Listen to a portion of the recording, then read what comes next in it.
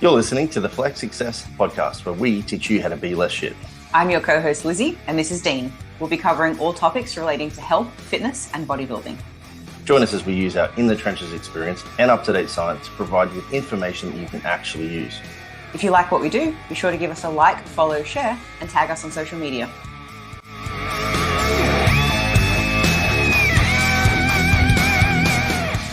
Welcome back, everybody. We are back on another podcast. Myself, Dean, joined by co-host Lizzie. And today we have a very special guest in Mr. Ryan Brambleby. Do you mean Flex Coach Ryan, Dean? I do, but that's what I'm saying. He's a special guest for a very particular reason, mate. Welcome on the podcast for the very first time, and also as the new Flex Coach, mate. Thank you. It's finally official. It feels good. We are very pumped to have you on the team, but I thought before we jump into your intro, Dean and I would give our audience a quick personal update. Everybody knows that Dean and I left Australia, or was it over 4 years ago now? We move around a lot. Currently, where are we, Dean? Portugal. As our time in Spain was wrapping up, we were like, oh, where do we go next? And nothing was really quite feeling right. We nearly settled on Berlin for a while, which we spent 2 months in and loved. And anyways, we ended up here and we're very happy about it. Been here 1 week. The sun is shining and life is good. And we have hired a scooter. It has been over 15 years since I have been behind a motorized two-wheeler and couldn't remember which way to turn the little handle thing to make it go and which buttons to press. And anyways, Dean's license expired and it got a little bit lost in the post. And so he couldn't actually drive. So I had to drive the thing away, except for the fact that I couldn't. And also he's 100 kilos and I couldn't really get my balance right. And the guy nearly redacted his permission to lend us the vehicle. But in the end, everything's fine. And I have got my balance and I know which way to turn the throttle. Yeah. Dina, you love in Portugal. I am. We've got a great little place. We've got an outdoor area for the first time in a long time. We also it's the first time I think in a long time that we've had a walk-in house, in that like we haven't had to go upstairs into apartments, all this kind of stuff, so it's kind of nice to have. We're in a great spot. The grocery store's a whole 30-second walk away, and the gym's a 20-minute ride on the bike along the ocean. It's not bad, mate. It's not bad. And the gym is outrageous. If anyone's ever been to Portugal, I would suggest, if you haven't been, to go to Mr. Big. It is Mr. Big Evolution. Yeah, like Mr. Big Evolution is the show, but I think the gym is just called Mr. Big. Or maybe it's changed. Oh, I stand corrected. Maybe it's both. I thought it was. But okay. The gym is 5,000 square meters, which for people in the UK is 500 square feet. And in America, I believe you both do the same for gyms, weirdly. And it's like over 500 pieces of kit or something. It's right. So the gym is so overwhelming that I get all my steps in, just trying to figure out what I'm doing in this session. And I ended up deciding 3 sessions ago that I'm just going to stay in the front room for the first month and work my way around just the front room, because I'm very overwhelmed. But it's great. It's pretty outrageous, man. Like I didn't know a new section existed, because there's got to be at least 7 rooms, and each room is as much kit as what most gyms would have in the entire gym. It looked like when you uploaded to your story the other day. Every time you do a session, it's like you're in a different gym because you're in a different room working. Absolutely. And it's kind of that way too, because like sometimes he's gone and just put the like different machine, the different brand in a different area. So like when you go up to one mezzanine, it's like, oh, that's where he has some Nautilus stuff. Like, oh, and then you go over here and it's like all this old school Panada Monolith brand, it's called. And then there's a bunch of Prime. It's crazy. So I'm spending the first 2 weeks basically choosing what exercises what I want for my program. Then I go to America on Saturday for Ethan's show in the Arnold's, which is very, very exciting also. And then when I come back, it'll be into actually programming at Mr. Big and trying to get Mr. Big. Dean, later I'd like to hear more about Ethan. But just quickly, maybe I'll mention a lesson that this gym has taught me. I don't like training in gyms that's full of teenagers or full of just like people who aren't too serious, because I think people who are really in shape are kind of motivating and I like the atmosphere. But like most people, I also don't love training around absolute wankers, because I think it brings the vibe down. And I'm not saying people at this gym are absolute wankers, not what I'm saying at all, but it's more of a dressed up crowd. There's a lot of like stringer singlets, nipples out, and a lot of girls that seem to take fashion very seriously, which isn't a criticism. But at first, I was like, I'm not sure if I'm going to love the crowd at this gym. And I said that to Dean, and he was like, oh, really? I hadn't noticed.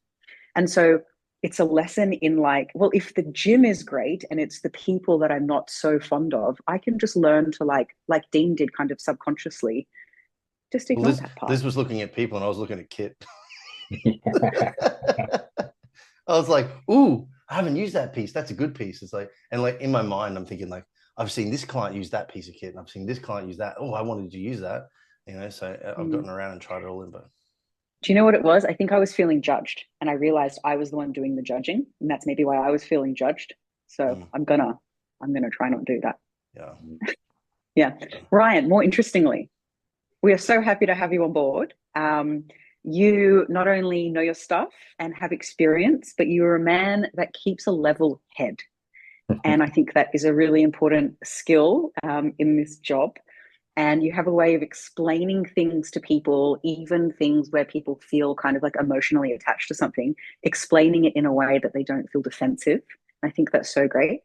But to our audience that aren't familiar with you, tell us a bit more about you. Who are you? What do you do? And why do you do it? First of all, thank you very much. That's a very nice compliment, actually. You're I'd like welcome. to think that I'm level-headed. I always am with my clients or people that I'm helping. My own internal struggles may not feel so level-headed a lot of the time, but Okay. I think that's quite common with people, right? But who am I and what do I do? Well, I'm now a flex coach. I have been full-time coaching for around 4 years or so. I back when I was about 21, I'm 31 now, so I was a PT. And then I've always somewhat coached on the side, even when I moved to a different job. For instance, I was a HVAC technician for a good 4 or 5 years, kind of thing. And I've always bodybuilded since I think I did my first show. I just turned 20 in a prestigious fitness model category. So I've very much worked the ranks of probably not having enough tissue to be on stage to hopefully fill in a weight gap for this season. I coach both natural and assisted athletes. I do coach across all categories, male and female, really. I am also a posing coach. That's one thing that I can waffle on for hours, as I'm very confident with that. I've just teaching it for so many years, kind of thing, and teaching seminars, etc. So that is a new service that we're going to be offering as well, I guess. Can I just say, Ryan, you are a beautiful poser. You're like art to watch. You're not a poser yourself, but you are a beautiful poser. I like it. No, it's true. I mean, even so I remember like, a little bit of a background story here too. Like I was, first made aware of you when I was getting coached by Joe with my UK prep. And I even remember, I think it was one or two shots. It was both you and, I'm just gone, Leon. Leon. There's a comment about you like, oh, I like how you hit this pose in the show. When I do my show, I was like, and I was a bit like, oh, posing coaches, cool. I got some positive feedback. This is nice. But we seem, Liz, to have a bit of a tendency to head towards these UK lads. What's going on? I know. I feel a bit left out without a British accent, actually. It's the way they're bred, right, Liz? But Dean last night, can I say? Yeah, of course. Do you want me to edit this out? No. If it was somebody else, I'd be tearing them a new one. So I don't know if you noticed this, Ryan, but I made a mistake yesterday in our post about you, or my post about you, into the Flex WhatsApp group. I know exactly what it's going to be. Dean said they're bred differently in the UK, but he spelt it like BREAD, like they're bred. And I didn't read the like comment that he wrote in the WhatsApp group until like an hour later, and I was like, bread, like raisin toast. And he was like, she didn't say that. She goes, you couldn't. Yeah, you just said, oh, bread. I went, oh, I spelled it BREAD, and then she went, yep. I went, damn it, I can't edit it. Oh well, what do you do? I did notice it, but the amount of like almost funny little inside jokes that you pair have, I thought it was going to be an inside joke that you'd put it in there on purpose. Felt like that. No, it was pure stupidity. I was just testing to see if anybody was confident enough to have a crack at me. No one did. No one did. But yeah. And Ryan, you've also been Dean's client for a while now too. How long has that been? I believe it was around June time. I think end of June I signed up with Dean. Yeah. So Okay. we are looking to go this year. The pro qualifiers around about November time. I think it lines up quite nicely with the choices there. But there's quite a gap between the last regional in the UK. So for you lucky Aussies, you have to do a regional in the UK, which is fine. You don't have to place as in NPC. You can just tick it off and go and do a pro qual. But the last one of our season is the 26th of September. So there's quite a gap between that and the target shows that we want to do. But there's like an 8 or 9 week gap, so it's enough to bring you back out of prep somewhat and dive back in needs be, I guess. But there's Denmark, and then I think it goes like Denmark, Germany, Poland, and then Spain all a week on the bounce. So it's quite a nice selection of if we want to do some more, what we can choose to do based on feedback. Yeah. Cool. I'm curious to know, as a coach yourself, he knows what he's doing, why you chose to get a coach in Dean. Not specifically Dean, but a coach. Well, when I first started competing, I think I first got a coach when I was about 24, 25. Maybe, yeah, I think it was around 24. So I'd done a few shows with just the help of the local bodybuilding gym owner. He was a good bodybuilder, to be fair, in his day. He'd won a British title, a few British titles kind of thing. Um, but I think some of the decision came from I live in quite a small town, and this is before Instagram really existed, and especially before it was so business based on Instagram, where no one else really bodybuilded, and the only network you had was from competing on the circuit and knowing people at shows. And it was just someone, it's actually a big coach in the UK, Tom Hames, Evolution Coaching, Evolution Training. I'd competed with Tom in the junior class and saw that he was taking on clients. And to be honest, it was like my first experience of seeing somebody similar to my age coaching. So I signed up with Tom for a few years, did a couple shows under Tom, and then as I progressed from there, it was under Joe Jeffrey of Physique Collective, very successful off seasons and prep. And then when the time came to leave Joe or like choose a different route, once you've been spoiled by the knowledge of Joe and the reassurance of Joe in getting a both a physical result and I think quite a calming persona, there's not many other people that will give you that other than the Dean, I think. So it was the most logical choice, really. Okay. Mm. Calm attracts calm. Yeah, but I think there's a lot to be said about like coaches who are willing to get coaches because it's an acknowledgement that we all have opportunities to be better or for somebody to have a different insight or a look over you. So I think there's this Or fear. blind spots. So yeah, certainly in Australia for a while there was a fear of like, oh, if you're a coach you can't have a coach because you should be able to coach yourself. But it's like, yeah, sure, you can and you should be able to, but it doesn't necessarily mean that it would produce the greatest result or maybe even not even the most enjoyable result. Like I know when I was coached by Joe that I did it because I just wanted to enjoy being an athlete and not having to think like a coach about my own decisions to then also do that, 40 times over for all the rest of the clients. So No, it makes a my big reason, difference. for instance, moving to Joe was one, I'd signed up as part of Physique Collective as their posing coach at the time. But I learned so much from just being around somebody that was such an experienced coach. And I think like most people in the industry, if they've been competing on the circuit, do coach people as well. There's quite a big aspect of expanding your own knowledge for your own clients and your own journey as well as you go forth. So I think like, that plays like such a pivotal role in who you would choose. Mm, sure. Yeah. I mean, as a teacher, and I think when you're a coach, you're in a teaching position, it's always good to put yourself in the shoes of the student as well, to know how it feels, maybe to learn a new way, not necessarily new things, maybe, but learn a new way of explaining them, of delivering. You figure out what you like, what you don't like. I feel bad when my coach does this. I'll make sure I don't do that with my clients, or I don't feel safe talking about this with my coach. I wish I did. I'm going to open up the floor to my clients and make sure they can talk to me about that, whatever. So I think there's also a lot of like side benefits people might not think about when the teacher becomes the student. I agree. When you know what it's like when you've got to the point of getting somebody on stage, you're in contact with them more than you are with your spouse a lot of the time. Like I've had clients, for some reason, I've coached quite a lot of couples, where I've coached them both and they've both done the same shows. And there's been times where, for instance, Chloe, who I used to coach last season, was like, I've spoke to this man more than I've spoke to my husband in the past month of doing shows. So you are there on quite an emotional level as well. So there's because with bodybuilding, it's everything that goes on throughout our day and throughout our lives affects the results somewhat. So is to an extent applicable to talk about as long as it's like, the appropriate sensitive information kind of thing. And there are some professional barriers that we need to maintain. I want to just blow the lines too much. Like I don't want to physically move in with Chloe and Dan, but yeah, I think it's important to be to be on the same side and to be understanding and to walk the same walk helps a lot. Obviously, with like us being a, fully fledged, all in contest prep, athlete prep company, and this is something that you've now done for a long, long time.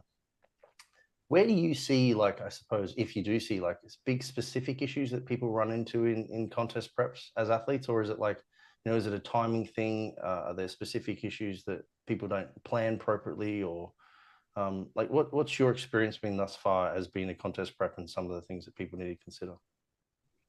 For me, as a contest prep coach, it's having something that is very readable for me to step back and look at the scale of where we're at, periodizing the prep and breaking it down that's understandable for both me and the client. So, one, obviously enough time to get in the appropriate condition, and are you starting in appropriate condition to start a prep versus just going all in? This might mean a phase beforehand where some of the shite is taken off of the fluid, finding a roundabout maintenance calories, so the first movement actually does something. Um, but the main thing that helps myself as a coach is breaking it down into a training blocks that we would similarly do in an off season. One thing I've learned working with yourself more is the envelope of the off season. I feel it could be pushed a little bit more with training response, and taking it that little bit further. Perhaps the mesocycle length isn't set in stone, which it should never be set in stone anyway, but less of a proactive deload and more of a reactive I found in the off season. Whereas in prep, I definitely feel having somewhat more of a proactive approach of, say, for instance, if someone has a 22, 24 week contest prep, I'll maybe break that down into 4 training blocks where we're not looking to toast the athlete within each of these training blocks. We're looking to achieve either new strength that we've not hit before, maybe in the early stages, or at least quite easily maintain what we are doing without too much of an intrusive kind of result on the look or how the client is feeling, or skewing body weight or visuals too much, basically. So I would break it down within training blocks. And from there, you can choose to set up maybe, I wouldn't say guidelines, maybe targets, and they might just be visual from where you've known the client or coached them for a longer period of time. For instance, you'll maybe know where they preferentially store body fat versus others. So where there is a point where they actually do start getting close, versus some people may have, boxed striated glutes throughout the off season. It's fair to say they'll probably not have too much body fat to take off through that. But if they're a big guy, it can still be 30, 40 pounds, right? If they're a big dude. Um, Identifying whereabouts you want your client to be at any given point. So then you can break down where to either pull back on expenditure or manage fatigue a little bit better. Choose where to refeed, where to deload, where to kind of ease off into the show, especially if you've got a longer season planned. Um, back when I first started competing, someone would do a show, and if the British finals weren't within 4 weeks, that was it. Your season's done. Like, rarely did people stretch and do so much of a season across multiple federations as well, especially in the UK, with PCA being quite prestigious. Quite like the quality is always quite high in the UK, regardless of the federation kind of thing. So, just being able to scope out the prep as best as possible, I think. Yeah, cool. So it sounds like to me like there's two main things. One is inappropriate and or not even considered planning for the entirety of the prep is one thing that people can certainly improve upon. And the other one, which I actually think would be cool for you to unpick a little bit more, would be the not treating prep as if it is the same as the off season, especially with regards to that training. because you mentioned that you can, reactively deload in the off season where you're trying to grow, but you may proactively deload in the prep as a means, I assume, to like manage fatigue better. And is the thought there because the stimulus, I suppose, for training is not as necessarily high to sustain muscle than it is to grow it? Yeah, partly, and partly just as it segments it quite nicely of where we're going to push the client to. So, for instance, in the first half or first couple of training blocks of prep, you might reach the same or similar volume targets that you've had in the off season with the client. You might reach similar or the same kind of intensifiers introduced throughout the training block. But I would kind of use it as a proximity of maybe we're managing RIR, maybe it is training volumes, maybe the training volumes are static. And within that window, try and find the tipping point where the client just about needs a deload. So you can modulate, and obviously as the prep goes forth, as we're segmenting it into blocks, you'll notice like the recovery capacity isn't quite there for the client the closer the show gets. So that's when training blocks can be amended. And it's just, again, easier for you to read as like, okay, this segment, we're not going to go that far with this. Or this segment, we know that you are needing a refeed almost weekly at this point. So is that having an effect on your training performance? Do your calories dip too much in the week? Is there like a pullback that we'll need? It may even be a pullback in expenditure where it just makes it that little bit easier in between to read. Yeah, yeah. What are some of your like main metrics, I suppose, of determining a successful week in regards to a prep? Like you've mentioned visuals, you've mentioned just now like RIR and strength and so on. Are there some like key predictors that you think are alarm bells for people that are in a prep if they don't have a coach, that if these start to shift, there would be like an indication that you're going too far? Or Yeah, I would say significant weight loss is okay as long as it's not consecutive week after week and then shows like rears up in terms of training performance dipping. I think using training performance as a metric is a huge metric to use, but not at the cost of tip, pushing the boat out too much, right? If someone is struggling to recover, if that then has a knock-on effect on their sleep, on their libido early on their just overall feeling of DOMS and recovery, on just even the numbers slipping in their logbook kind of thing, that can be an indicator. With nutrition, I guess, it's if the body weight is getting stuck, then you've got to make some decisions regarding like, around nutrition, around training volumes, around output kind of thing. So having the time within these blocks to be able to pull back is more than a luxury, I think. I think it's pretty compulsory. Mhm. Just out of And does curiosity, that change? Sorry, yeah, Dean. okay, let's know. Roll it. Does I was that going to change? ask Sorry, Karen. if the person is natty or not. Um, Not massively in my experience because you will still have gathered the data on the client or know the client well enough and how they usually perform in the gym, what their usual workload tolerances are in the gym, how easy or hard it will be for them to lose body fat coming down throughout a tidy up through the off season. So you still have a pretty good scope. We might need to be extra careful in just in terms of the rate of loss or overall length of the prep I find on the way in. And possibly if there's obviously a string of shows together, just how much of a caloric deficit are you in throughout the end phase? I would very much like to have someone around maintenance calories, not having to do any direct cardio, ideally as a natural athlete, especially if they've got a span of shows. Natural shows tend to be a little less frequent as well. So with assisted bodybuilding or assisted bodybuilding calendar, 1 or 2 weeks in between it's easier to stay in the hole, so to speak, versus an actual athlete who hasn't got any hormonal supplementation, should we call it, to kind of keep them somewhat functional. They're already maximally catabolic by then. It's almost a question of whether or not they could even lose anymore. Yeah. It's Uh, you just need a little bit more of a buffer with a natural athlete. I think they're a little bit slower and steady, but I think over the last few years, at least in coaching, we seem to have taken a lot of pages from a natural athlete's book in terms of prepping, with whether it's even duration of prep. Like 5, 6 years ago, people would just roll into a prep fat from off season, 14 weeks out, 12 weeks out. I'm like, yeah, I'm going to do this now.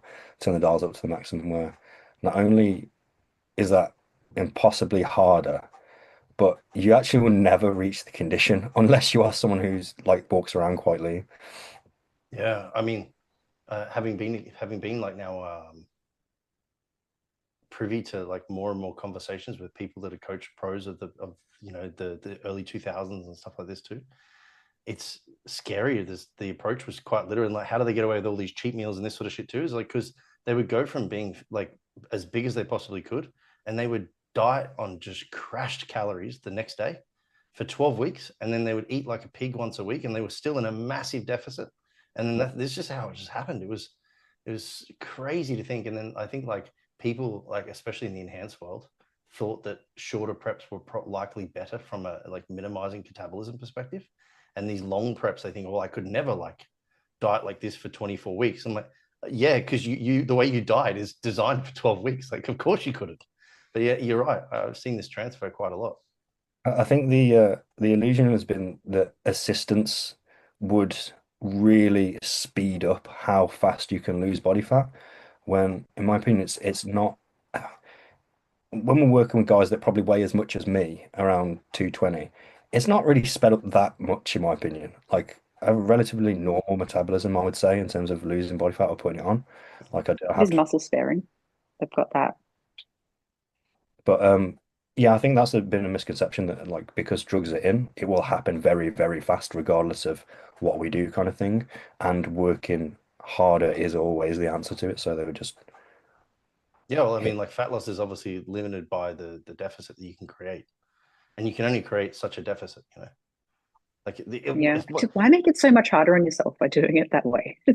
yeah, like I suppose like at least like some people mentally like have like because these guys like if you were to talk to them now, you'll hear something like to the tune of I just couldn't handle being feeling like that for that long, because they take what they currently know, and they just instead of thinking that the approach would be different and better and easier, they go, oh, so it would be like that how I feel for twice the amount of time. Like that sounds like a really Mm, bad idea. And I'm like, that is a terrible idea, you know?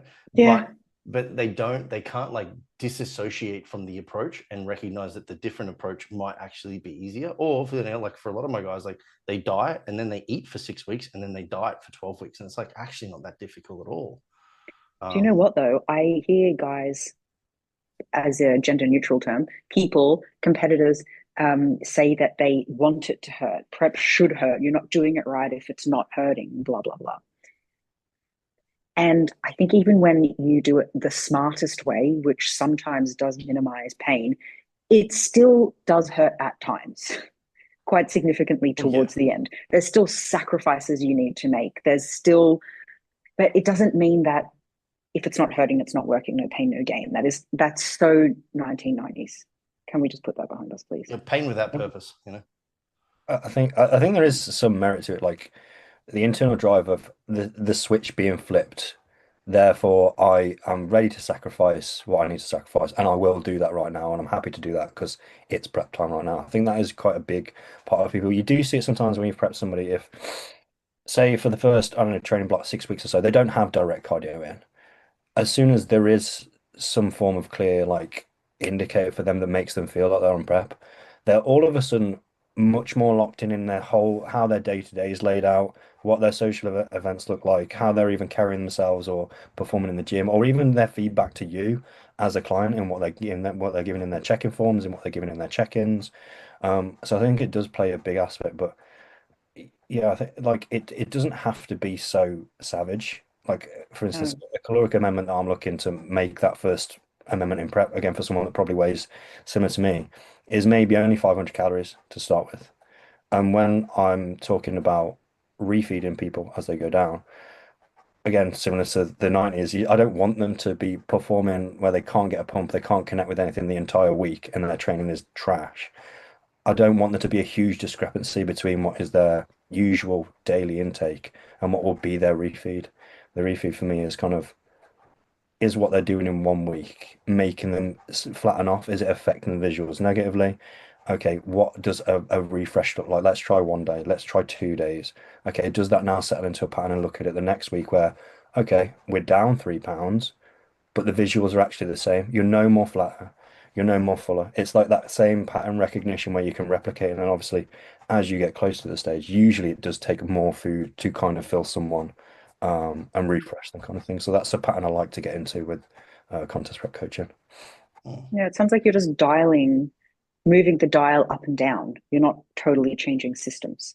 Yeah, I'm not trying to make it too drastic, like because you know yourself, Dean. Like the harder you push someone, there is going to be a point within probably 2 weeks if you push them as far as you can where something gives or something gets stuck, and then it's your own calculations that you've got to go through and make the right decision on and almost correct the course of where you're going versus like as little intrusive as possible. Yeah, yeah, and it can run away quite fast too. I'd actually be interested to have your opinion because I haven't coached naturals now in a very, very long time. Have you found the muscle retention of naturals to actually be more predictably high than advanced or enhanced, sorry, in the sense that, like, I know this sounds like it would be counterintuitive that people who use drugs should retain more muscle. But I've certainly seen it in the PED space where there are guys that just seem to, like, all of a sudden, like you just said then, this is what sparked this idea. They've been pushed just a little bit too much for a bit too long. And then all of a sudden it's like the physique just starts to disappear, and it actually is not that easy to get back. It takes some, considerable consumption of food. And it can only be that they haven't just lost muscular fullness, but they've lost some form of like capacity to at least like hold that fullness better, and or the tissue itself is gone. So now you're correcting for catabolism of tissue more than you are correcting for, glycogen depletion. Yeah, no, I massively agree. It's something that I've seen. It's, I think it's, as you look at a natural competitor, all they can control is their training output and their nutritional intake and output via cardio. So I think there's such a big focus with natural athletes on their logbook, how they're performing in the gym and how they're recovering as just raw basics that mean that they can still perform the same movements. If you look at, I'm sure pretty much every one of your athletes that are on stage, but those that retain the tissue well can still perform a hinge towards the end of prep. They can still perform a squat pattern and not feel like they're getting crushed underneath it. I think it's the inability to have that stimulus remain in because they are maybe being pushed too far and obviously not able to recover from it. I know myself when I've prepped in the past and some movements have maybe been removed just to allow for less fatigue on me. For instance, I've had a hinge removed, and it's you know this stuff, man. But when you've been that lean, you notice the slightest, smallest things on you. I think my hinge was removed for like a training block, and I put it back in before between shows. Instantly, my back kind of regains that fullness. And to the listener, it might sound like some bro voodoo, but if you're unable, say for instance, if I was unable to complete that hinge because I was so trashed, my back would look very, very flat. It wouldn't have the same pop that it usually does.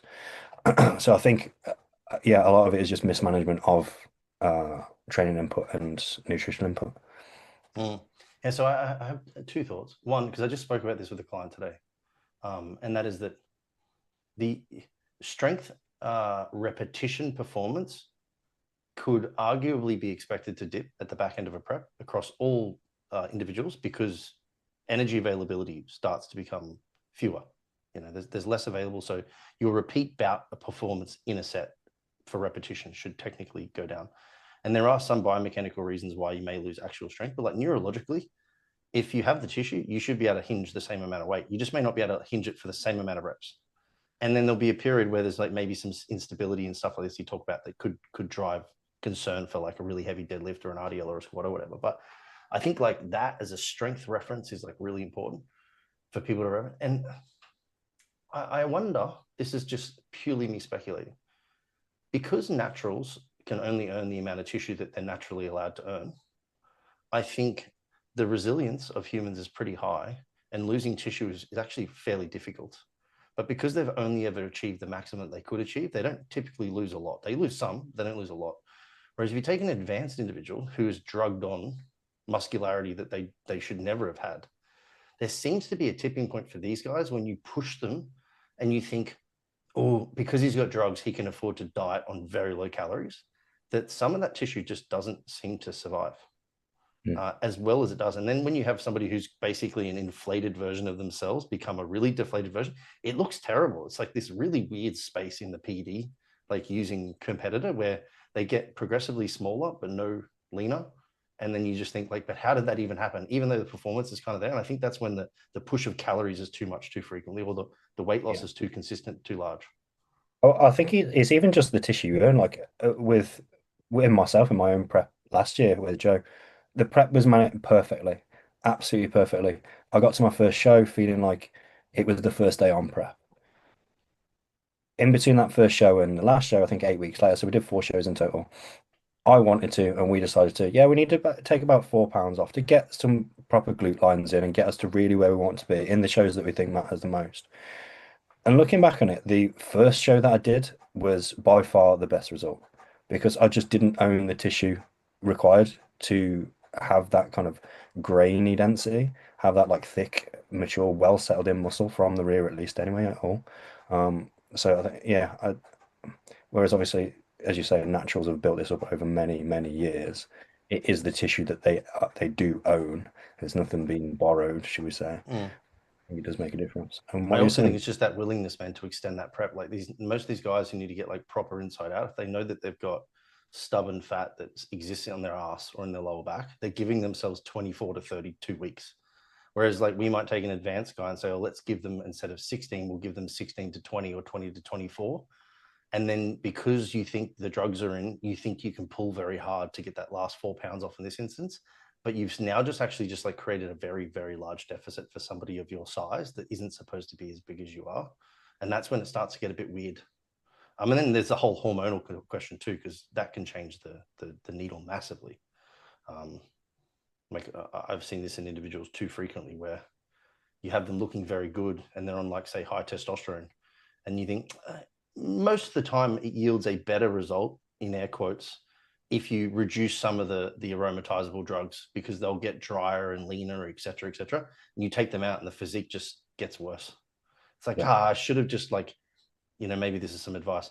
Just take the athlete as they are, as they look on your screen or in front of you right now, and don't even worry about what the inputs are, because it's the result that you're chasing, not necessarily these specific markers all the time to suggest success, Yeah, I found that specifically as well with growth hormone. I noticed on myself there's quite a huge shift in intracellular fullness if growth hormone is removed in peak week with me. I can get bone dry. It's just like, when you're like, it's not the same as it never is. Yeah. For what benefit, for what cost, at what cost is one thing that I'll always say. And this is one of those things, for an athlete of you might say, look, I can get 5% sharper with no growth hormone, but I lose 10% of fullness. Well, which one's the better of the two, So what I'm hearing is maybe a bit of a growth hormone. sidestep. What was that, Dean? Said all I'm hearing is just maximum growth hormone's the answer. Up the GH. Dean wasn't able to really grow this luscious beard until there were some other inputs. Is that the same for you, Ryan? Is this a natty beard? No, man, I've been assisted since way too young, since I was about 18. I've done everything. That's one thing with my clients. I've done everything wrong, so you don't have to worry about finding the right path for myself, I think. But no, I was about 25 and purely beardless, and I attribute it to only PEDs. That's the only reason I could. I mean, I was pretty much the same. I was 25 and beardless. That's a lie. I had a few whiskers. Dean, he started growing a bit of a beard. This was just before Arnold's, like 2019, 2020, something like that. It was the year before this was COVID. done in, so 2019, 18, I don't know, something like that, circa. And his beard for the first time was looking all right. It wasn't as full as it is now, but it was looking all right for the first time ever. And he was like, oh, it's getting a bit shaggy, like I'm going in a couple of days. And I convinced him to let me cut it for him. And Dean has a pubic beard. It's very curly. And I've never cut a beard before. Why would you let me cut your beard? You're so nuts. So what I did was I got the beard and I pulled the curls out straight and cut. And then when I let go and the curls went back in, there was this big like bald spot. Do you remember? Oh, we'll never It was forget. You've 2 never days. cut it since. Quite I literally, you've do never know cut it better since. now. I'd at least YouTube it before I try it now. You know what's scary, Liz, is I'll sometimes go to barbers and like now having, traveled around for the last 4.5 years, I've had to visit new barbers on a regular basis. And it's still to Yeah. this day the thing that I do not like to do in every new city. Because like, a bad fade will fix itself to a degree within a week or two. But like when they fuck my beard up, man, that really bothers me. And the worst one was in Argentina. This dude butchered it, man. Anyway. And yeah, like In Mexico, they shaved a chunk out of the middle, remember? yeah, that was an issue of English to Spanish, I think. No, I he think that actually, was an issue with his brain. he understood, and then man, Ryan, he gets the clippers, and like, because I actually prefer if people, quick size it, if they just brush my beard out and then just clip it down to make it straight, they don't touch it with their fingers. And this one guy grabbed scissors, and I was like, oh, I'm fucked, and I was like, don't worry about it, I'll do my own. But this guy just grabbed the clipper, and I saw his hand just come flying like this way, and I just went poof like this and grabbed it, and he caught me under my chin, and I was like, what are you doing? And he was like, oh, and I was like, trim, not fucking small. He was gonna like, he was gonna shave it off. And he was like, Yeah. I'm so sorry. He spoke pretty good English. And like, I just said to Liz, because I couldn't see, I was like, Liz, is there a hole here? She's like, yeah. It was like, right. You know what's funny is, Liz, it's the same spot that you put a hole. Was it? Yeah. And the motherfucker still charged me the full price afterwards too. Look, this is maybe an inappropriate story, but I'm going there. Just about bad service and getting charged. I was getting a Brazilian in the back room of a nail salon. And the type of wax they were using was like a roll-on deodorant. And what they have to do is they have to put the wax thing into a little heater thing to make the wax like runny. But they didn't heat it up enough. So as they were rolling the wax onto my private areas, the wax was so thick that the lid opened up and it went all over me. And when I say all over me, I mean all over and in me. And there was about, I don't know, the girl kind of made this squeal. I wasn't having a good time either, but I stayed silent. And multiple ladies ran in, and it's like, I don't know, I'm laying on my back with my knees in my chest, like very exposed. And all these random ladies, I was like, oh yeah, you can come in, no worries. They all grab toilet paper and start patting me. And of course the toilet paper gets stuck. Like, at least use a towel. And anyways, it wasn't a great experience. Guess what, Dean? They charged me full price. And Liz I was no too longer has a embarrassed to vagina. argue. It's gone now. It's gone.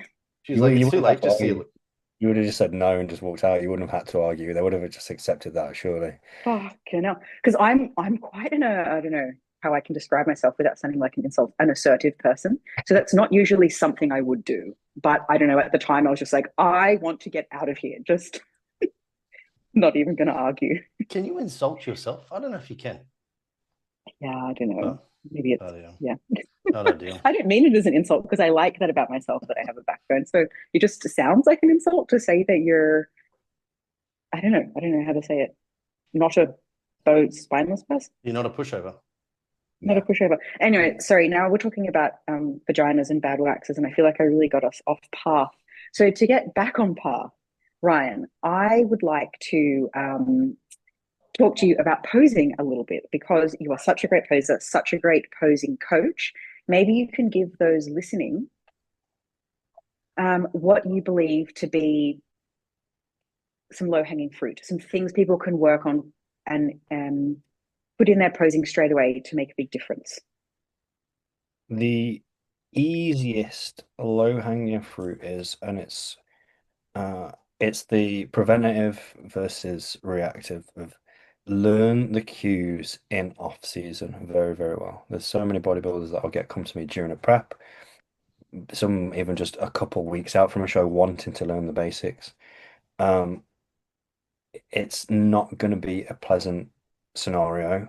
Your brain is not going to accept what you're telling it to do when you're glycogen depleted. But also look, I get that a lot of people don't want to or care to be a posing master, but it still takes a long period of time to master something or get very, very good at it. And when we are judged on how we are displaying what we've built, not just how we've built it or what we've done to build it, it's arguably one of the most important parts of bodybuilding. Number one is owning the tissue. Number two is being lean enough to show it. And number three is, can the judges actually see what you are doing with it, with the posing? So learning the cues in off season is a must. I'm the world's worst businessman at pushing posing, but honestly, it is a big thing to do. Um, Number two is getting very, very familiar with just basic joint movements and how joints work. The biggest issue I come into is scapular control and movements within clients, within athletes. So understanding the movement that the scapula has at least, and then what the spine has at least, will leave people in good stead to understand when they, even if they don't have a posing coach, what they're moving when they look in the mirror. For instance, scapular elevation and depression, shrugging, protraction and retraction, which is rowing. But then we have upwards rotation and downwards rotation. So for the viewers listening, not watching, your scapula on your back. If you stand with your arms by your waist, palms up, and you open the scapula and it flares your lats, that's upwards rotation. And then if you roll your traps over the top to hit a crab like a most muscular, that's downwards rotation. So that is the thing that I come into contact with the most. People will try and flare their lats or hit front relaxed or rear relaxed or something of the sort. The scapula will be winged. It looks like they're shrugging. It's just being able to actually consciously move that. And I think, sorry, I'm probably reeling off on this topic, but No? there's a lot of time we've just spent time building tissue on our back, and a lot of it might just be blunt force rowing versus actual scapular control. So some maybe almost seen as prehab or rehab exercises to work on scapular motion. So that might be like a banded or cable punch through, where it's just focusing on scapular protraction, where you have your free arm out and you are just pressing without using your pec at all and getting used to sliding and moving your scapula around. That's honestly, you can say, what if your front relax sucks, if you struggle to flare your lats and you take one thing away to improve it, that would literally be that singular exercise. Um, and just hip positioning. So in when I teach posing to somebody, especially in the first lesson, look, by the time we get to show, I'm going to want them to push down to the floor, show the lines down their IT band, down the side of their quads. But as a general rule, we're not really trying to flex more than two things at once. So it gets you used to what to look for. I want to feel my glutes and hamstrings flexed, but I want to feel my back relaxed when I do a lat spread. People can segregate then what they're learning with what they're looking at and choose what to improve on.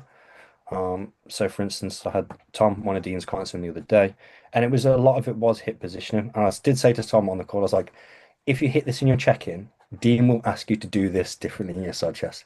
He will ask you to show a little bit more of that far shoulder, for instance. But what I want you to feel is where your hips are sat when you're doing this, where your arm is sat under your rib cage, and just being able to get the broader picture in the off season before choosing what details. So I think to reveal as you get leaner or further along in posing. Do you want to know what I actually said to him? Go on. I said, mate, I'm going to shut the fuck up for posing for the next month because I don't want to muddy the waters. You're getting better advice than what I can give you. So I'm just going to comment on the physique. His lat spread was much improved actually going through the last week. Huge. Last week was massively different. And I would say this is coming from a person who I can tell, because I've only worked with Tom now for a short period of time, that is not comfortable posing. Like it's not his thing. So to see such like marked improvement in the space of like, I think what one initial plus a follow-up posing thing is super cool to see, man. It's like a testament to your work. So it's really cool. I think like not everyone wants to be Billy Elliot. If you guys aren't familiar with that film, it's a old British film about a ballet dancer boy. Yeah. Everybody wants to be that, but everyone wants to look powerful and dominant on stage in what they're doing. I think like that's just going to give them confidence to do that. Not even that. Everyone wants to be peeled, right? I don't know anyone that wants to go on stage not in shape. And the amount of times that I've seen people that look significantly out of shape compared to what they are because they have no fucking idea on how to pose. It's one of my pet peeves, and that's not even me as a posing coach. I just like look at them and I think, you've just dieted all of this time to stand on stage and look like that when I know that you look like this. If like, oh my, like it's so frustrating, you know? Quad's not flexed in the abs and thigh and just things like, Yeah, glutes not on, ham and inability. What are the like sort of, I suppose, like 3 or 4 things you see most people really struggle with? Scapular control, quads being engaged, that a lot of people will maybe they have a very strong squat or leg press movement and they just press what they're doing. So they're just pushing directly into the floor versus trying to flex the quad from the origin at the hip which is obviously what's going to splay everything out in the details of the quads. Other things, I think Posing fitness, probably. Some people posing just fall apart. is a You big mean to one. say that looking like you're having a seizure on stage is not very nice to watch this? Yeah, And no, I love seeing people shake and like just look like they're about to pass out. It's really easy to look at.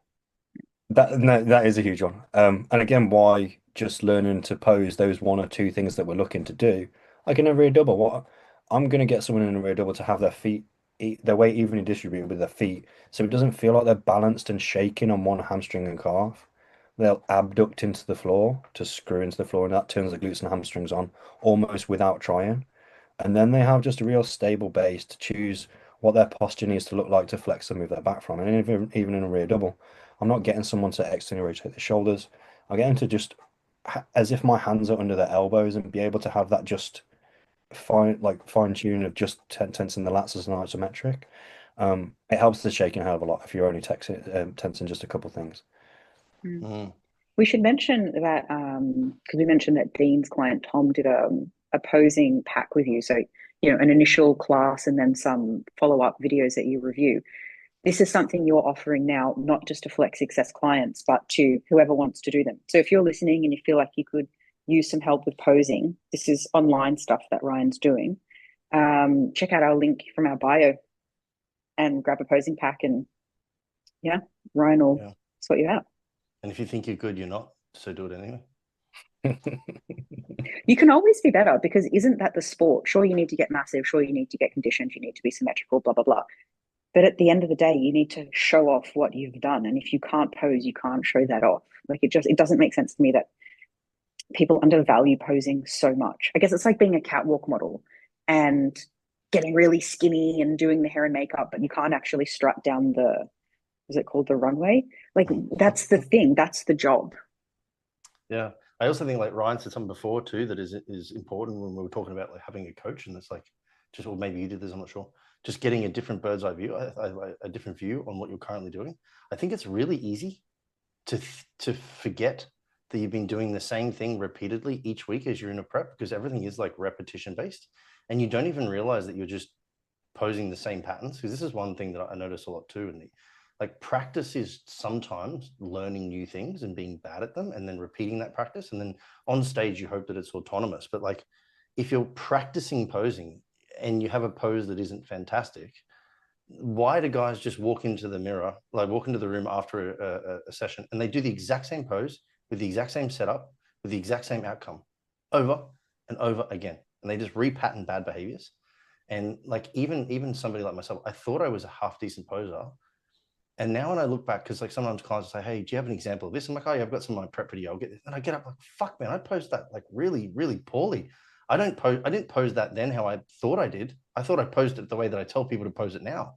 But like shit, I was like so stuck on what I was doing that I did not realize that I was doing it in a way that I didn't think that I was. Like there's a cloud of judgment there. So I like said it as a joke before, but it's actually probably true. Like even if you think you're really good at posing right now, I'd be almost certain that spending time with anybody who hasn't been looking at you previously would find something to improve. Yeah. A fresh set of eyes. Yeah. I am. Like when I need help with mine, I've got a good friend, Sammy Williams, and John Lofthouse is IFBB Pro as well. Mm. Good friends with those. They'll usually take a look over me, or sometimes I'll attend if they've got a seminar or something like that. And because it's not often that I'll get drilled on holding poses and I'll get made to hold them. Throughout prep, teaching people my own prep, because I'm going through enough lessons, there's enough of the raw sketch of, yeah, we've got, like pretty much most of the way there, and I've been doing that long enough, but it definitely pays to have another even approach of what would look best. And I think talking about the way you would pose, and because I look back at photos and videos of myself from 3 4 years ago and I'm like, Jesus Christ, was that I was doing on stage? Like it does improve every season, but I think also segues into posing for what the judges want for and what your class requires. Like for classic, I used to be very side on. Does it look golden era? No. If it doesn't, I'm not interested. Versus turning up at more and more pro qualifiers in IFBB. It's not necessarily what's cared about. It's like what can we mark? So not only teaching a client to flow well or pose well. It's posing them to be marked for what the exact judges want for their phase. For instance, the 30-second individual pro qualifier, IFBB pro qualifier, at least in Europe anyway, there is a requirement of what you have to hit in your mandatories, and they do like it to be short and snappy. They do like it to be marked. It's not a time to showcase the 1 minute more creative routine that someone might have been putting together for music, and rather just make the first impression actually count. Mm. Mm. Yeah. So, yeah. Dean? Sorry, Liz, I was just going to say what I'm hearing is the most classic pose may not be the best pose to mark. Mm-hmm. You know? Yeah. Like you might like it. if you love a twist and rear double, but you've got some crazy quads and you've got really wide lats or wide clavicles, they just might want to see you in the teapot or whatever it's called, that one hand on hip. They want to see what they like about you and what they think is going to put you above others. So yeah. I can't remember his name. I think his name's Justin. He's a classic competitor out of America. He has long blonde hair and he wears it in a ponytail. And I remember 2 years ago, I was at Tampa. Crazy physique, man. Like when he walked out, I was like, oh, this is the closest thing currently to kind of like the C-bum-esque look, right? And he came out and he hit this classic pose and everybody kind of turned to each other and was like, what the fuck's he doing that for? It was like a side tricep or something. And then he transitioned into a front lat and you're like, holy shit, that's wild, right? And then he got posed over and over and over again. And I was talking to Ben Chow at the time, and thankfully was friends with him. He just messaged me. He goes, do not ever hit that side tricep again. Only hit front lat. You just about cost yourself the win. And he was like, what? That's my favorite pose. He's like, never again. Like, and of course, he comes out finals, hits front lat, and everyone's just like, yep. And then from then on, it was the same. And like, it was a really cool pose, but next to people, it made him look so small compared to like what he did in the front lat, you know? I think this is quite prominent within classic as well. There's a lot of people are in classic physique because they love the look of 80s bodybuilding and looking what they would think of Bob Paris or like all the bodybuilders like that. But it's classic physique. It's a category created because they want to see a certain look that looks more aesthetic maybe than bodybuilding. It's not 80s bodybuilding. You might look crazy stood next to somebody on stage casually, but yeah, they want to see what is in a modern bodybuilding setting, I guess. Mm-hmm. Boys, we're coming up to an hour, so I think we should wrap it up. And we're going to wrap it up with a would you rather. Been waiting for this. Ryan, would you rather every time you're assessing someone's posing in life online, you get this eye twitch and one eye is so obviously like going spaz? Or every time you're personally transitioning while you're posing practice, on stage, whatever, you fart. Every transition. I was expecting a posing one, to be honest. I think it's got to be the eye twitch purely because my face can't really hide disappointment or anguish or something anyway. I think I'm quite a happy, placid person. But if something's annoying me, I really struggle to go, oh, thank you so much. That's lovely. It's just like dead face. So it'd just be the same effect as that, really. They'd know that there's something maybe not right.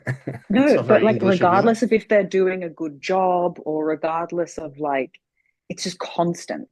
So someone might think that you're not pleased with them, even though you are. You're still okay with it? I mean, Yeah, I just have to say it was me processing or something. Like, Excuse my processing face. I can't be crop dusting everybody on the stage. I'm rotating around. I just say it just sounds like a squeaky foot on wooden floors, you know. What if there No was one no really knows. smell? It was just a sound.